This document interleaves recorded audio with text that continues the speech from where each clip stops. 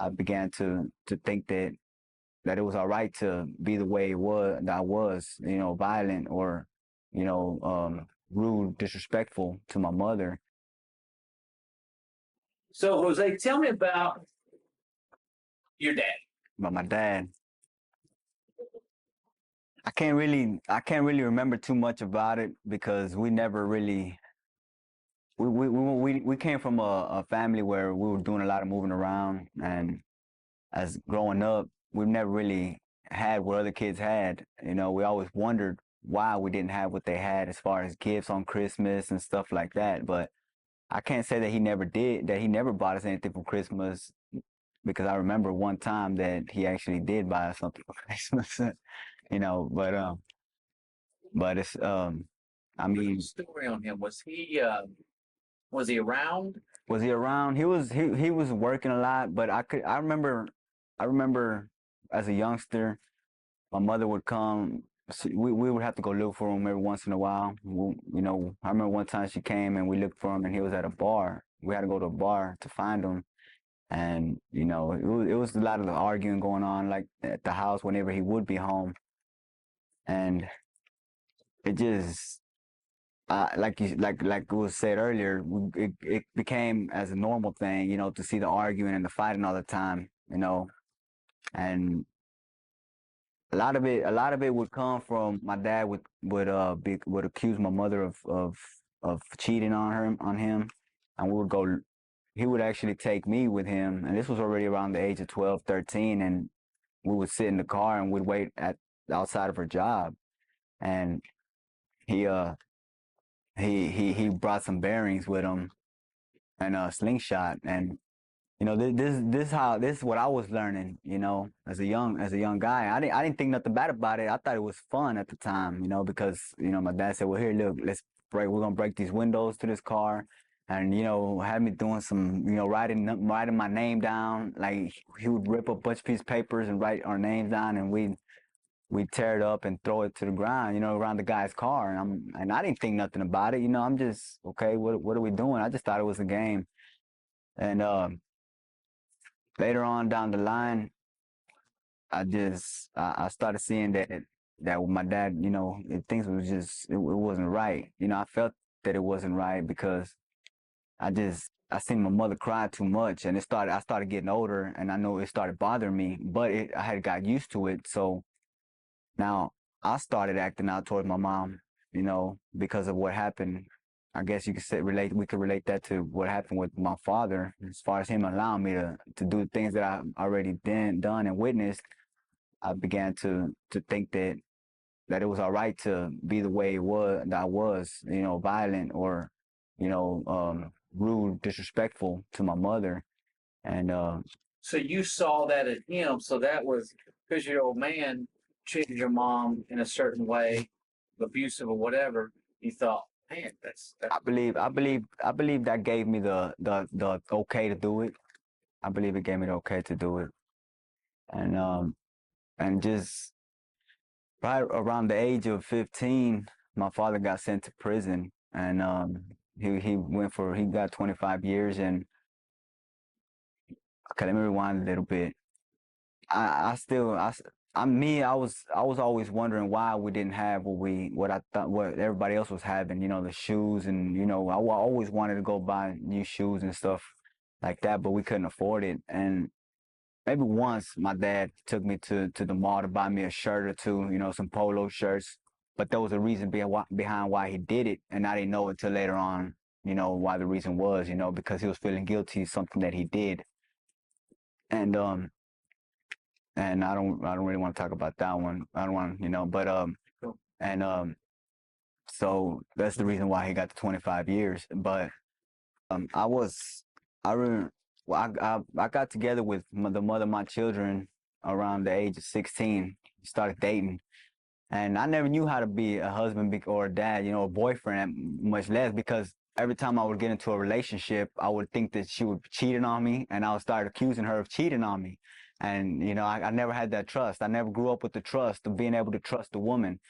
And And that came from from being, you know, from my dad. You know, I believe that's where it came from seeing him do it. So it just grew on me. It just was coming out naturally, you know, and I became abusive as well. You know, I would hit the mother of my children after she had my little girl. Well, I got to the point well, my dad used to whoop on us when we were little, and you know, he would whoop us pretty bad. And you know, I guess those growing up the Hispanic, that's how they were whooping their children. You know, they were putting a beating on them, extension cords, and you know. But I became the same way my father was to my children. The way he was to me, I became the same way to my children. I remember one time my little girl, Faith, she's now 10 years old, she said something to me and she got me so angry that I swung back and hit her in the mouth. And, you know, and I felt bad. I didn't think of it, and it didn't cross my mind then that I was doing something wrong until now as I got older. I'm 28 now. I'm having my daughter. I was 18 when we had our daughter. I have 3 children, and as far as how it made me in a relationship wise after I got with the mother of my children, I didn't know how to be a husband, how to be a father. I tried to work. I thought that by working I was doing the right thing, and going out and drinking, staying out late, 10 o'clock at night, that I was doing the manly thing, because I never knew, nobody showed me how to be a father, or how I was supposed to be a manly type of person. I never witnessed that. And getting the how I could say, getting the idea from seeing the people that I worked with that were older than me and watching them do it, you know, getting drunk, and you know, I started leaning on them and following them, you know, tagging along to them, because I didn't have nobody to show me when I was younger. And you know, I've come to understand at the same time, I've learned about forgiveness because of that. I understand that he wasn't in his right mind at the time either. You know, he was going through some things. You know, he was fighting some demons that he had on himself. And I can never say that he was doing drugs or anything like that, but I can say that he was drinking. I remember one time he came in stumbling, you know, and I didn't know nothing about it. I was sleeping on the floor. You know, we would all sleep on the floor, and we stayed in the trailer home, and we slept on the floor. He came in stumbling. One thing I also remember, as far as me coming into guns and stuff like that, I'm trying to see if it has anything to do with it, because when I was younger, I remember my dad and my uncle. My uncle came to the house with a pretty big gun, and I didn't know what kind of gun it was. I just knew it was a gun. I remember he accidentally hit my mother with it on the head. You know, he was playing with it, and he accidentally hit her. You know, he apologized. It was an accident. We stayed in a 2-story home on Sheldon Woods. Yes, sir. cool. We stayed in a home in Sheldon Woods, 2-story home, and I came upstairs looking for him, and he was outside sitting on the roof with the gun. And I'm like, what are you doing? He's like, I'm watching them people right there, next door, the neighbors. So I didn't know what he was doing, but now that I think of it, he was probably on drugs or paranoid or something, you know, because I've done drugs, and I felt that paranoid feeling. So just thinking back and seeing how he was in the position he was, I've seen myself do that. And I mean, I can't say that led me to get comfortable to be around guns. So tell me, what are the bad things you learned from your father? The bad things, learned how to be violent. I learned how I got a little racist. I'm from what he had told me, you know, so far at growing up, and I've got rid of the racism though. It also came with me, you know, joining a gang while I was in prison, so that kind of came with it. But when I released myself, you know, I got rid of that. But got violent, racism, abuse, not stable. I wasn't stable because I never learned how to be stable. Well, him going to prison, I didn't want to follow in his footsteps as far as to what he went to prison for. But at a young age, I did see myself going to prison, because I knew that the life that I was beginning to live, the going out and the drinking, the doing drugs, and eventually led me to commit crimes because I didn't have nobody else. My mother didn't have enough money to support us 6 children after my dad went to prison because it happened so fast. I went out and committed crimes, started robbing stores and stuff like that. You don't know what other than what you've seen growing up. And Yeah. that could be good or bad one way or the other, but if your dad's this way, most likely you're going to grow up the same way because of that. I blamed a lot of the stuff that I was doing on the fact that my dad wasn't there because I didn't have nobody to lead me, and I felt like I had to fend for myself now, and that I was the man of the house, and I didn't know how to be the man of the house. So my being man of the house was screaming to my sister, "Stay home, where y'all going?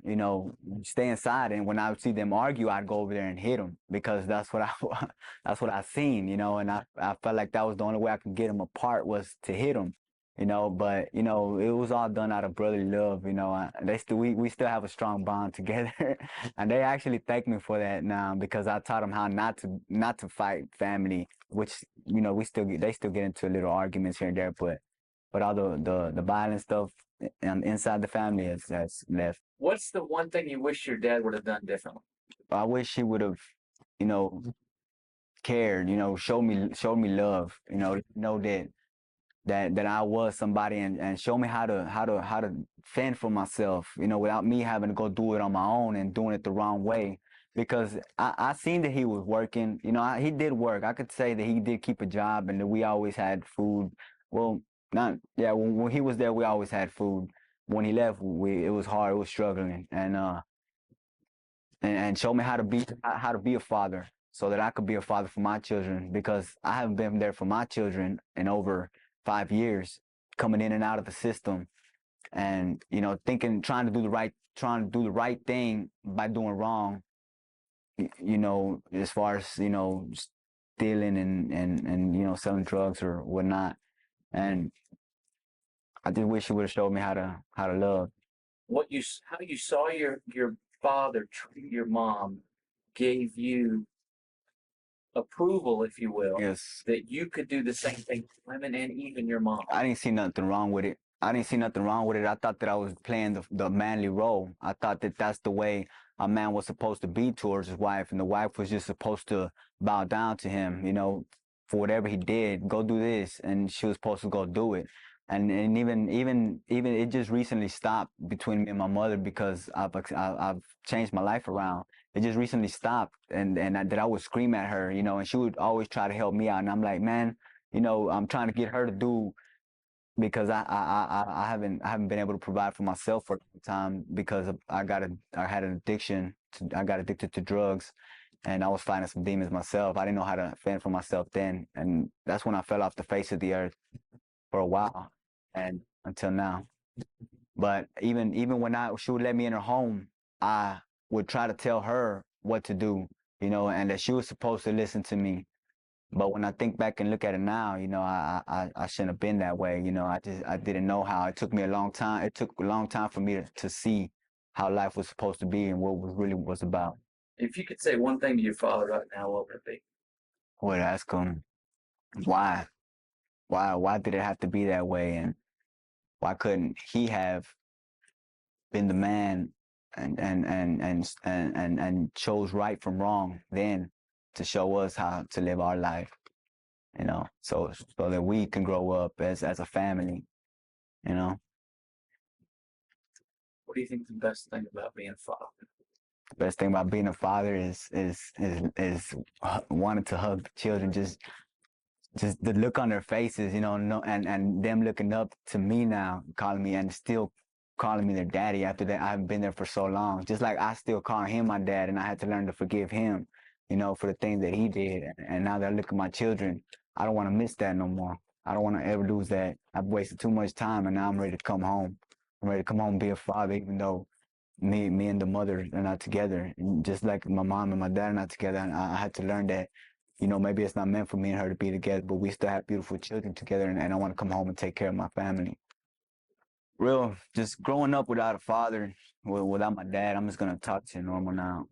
growing out without my dad, man, I just I grew into the party life. I'm not gonna lie to you. Even while he was there, I would do a little drinking and come home, a little drunk and try to hide it. I think he probably knew what I was. I think he probably knew, but didn't say nothing because I think he was trying to hide his own stuff, and I guess he was willing to let me do what I wanted to get away. And I staying out, the partying, the drinking, eventually led to me, wanting to do bigger things as far as committing crimes to get money because I wanted to have money in my pocket. And that was a thing going on back then. And listen, the music, I loved to listen to the music. The music, just enabled me to go a little further, because I wanted to be like the people that were singing the music, the rappers. That's who I would look up to because there was nothing for me to look up to at home because it was boring, or at least I thought it was. But there was a lot of secrets going on that I didn't know about, and keeping me outside, So I looked for comfort there, and I found comfort. I got comfortable with them, and eventually we went out, and around 2000, the year 2000, I was about 15, 16 years old, and a couple friends of mine, we were at his house, and a friend come over, and he found some guns in his dad's boombox. They found some guns in the boombox, and another friend of mine just so happened to buy a shotgun, so we talked about we talked about getting some money, and he's like, man, you want to go rob some store? And I said, man, it don't matter. I said, let's do it. I got to that point where I was willing to do whatever. I thought I was down. I was being down. I was keeping it real. That was the street way of living. Especially I wasn't growing up. I didn't feel like I had a dad at home, so I was keeping it real, just being true to my friends. Because that was my family now. And so we went out robbing stores, and about four stores later, ended up getting caught.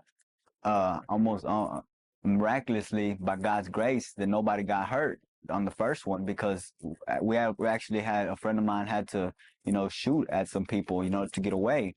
And I'm 16 years old and thinking this was all fun. I was kind of scared, but when we got away, I was like, man, you know what? We could do this again. I woke up the next day, and the next day I thought it was a dream, waking up with the money, in my shoe, because back then I was having dreams that I would wake up with money, and I'd look, and it was gone.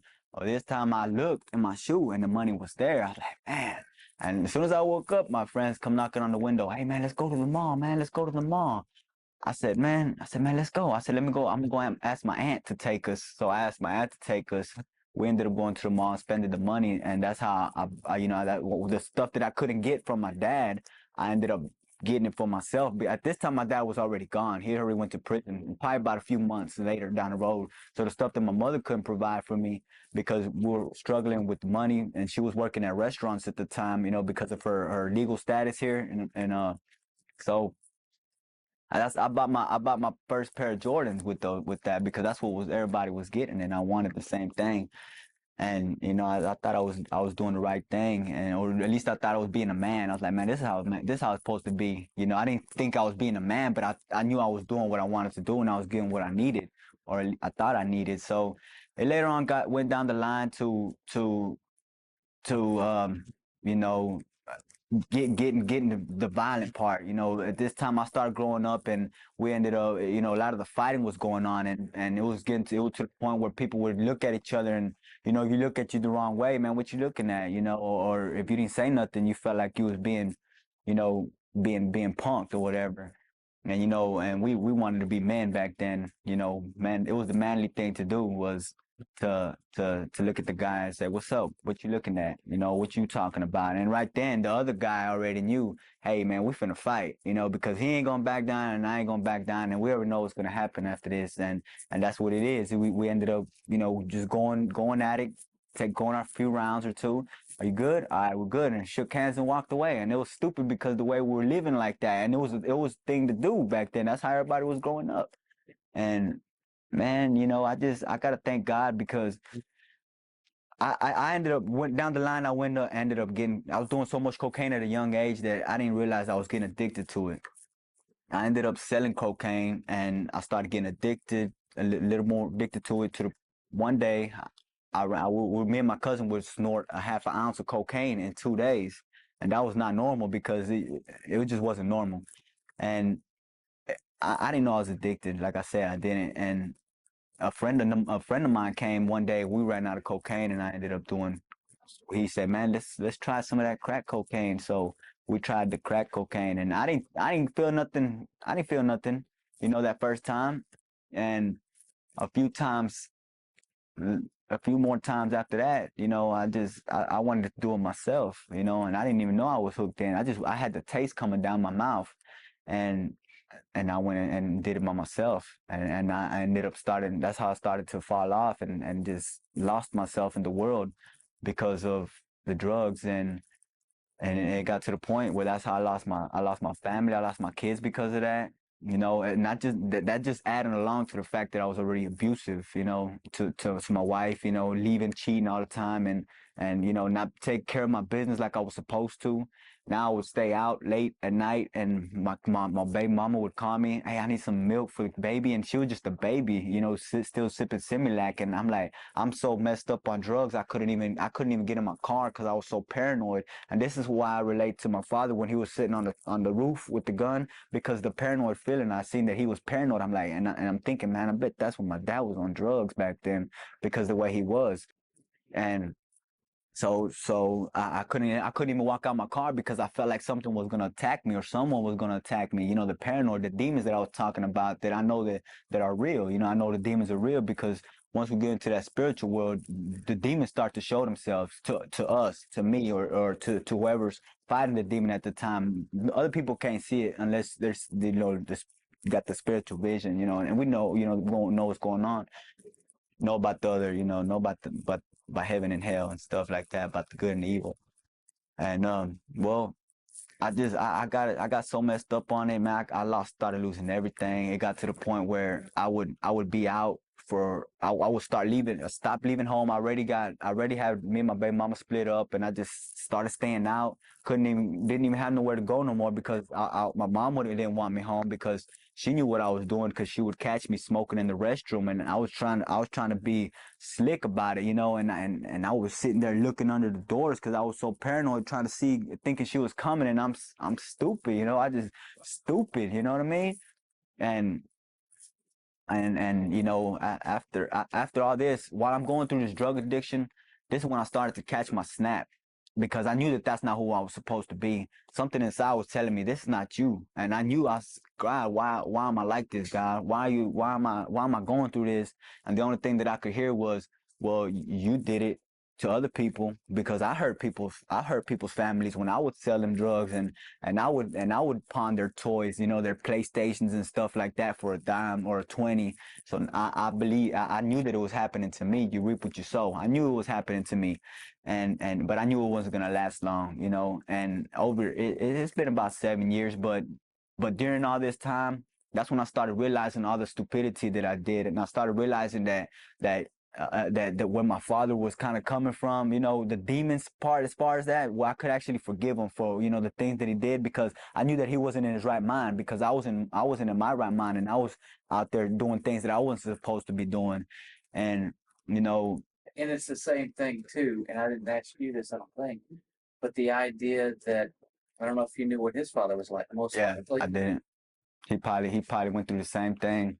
probably the same thing. So it takes you young guys say, Break the curse. no more, man. Break the curse. Yeah, that curse is broken, and I'm taking my legacy as a father and as a man Amen. down a different path.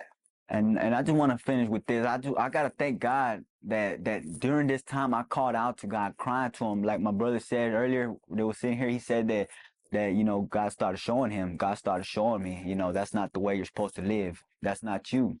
So I started calling out to God, and I knew, and it took for me to come a few times. I've been in state jail for about 2.5 years. I've probably been out for about 3 months. I've been back. I've been in and out 2.5 years, 3 times. When I finish here, it's gonna be 2.5 years.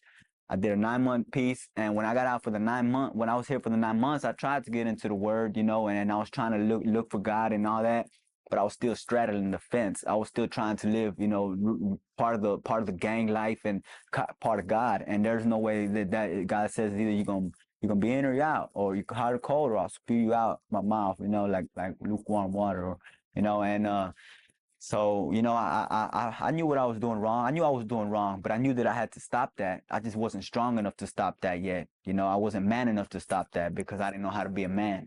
And I thought I was being a man. You know, it was confusing, but I knew what I had to do.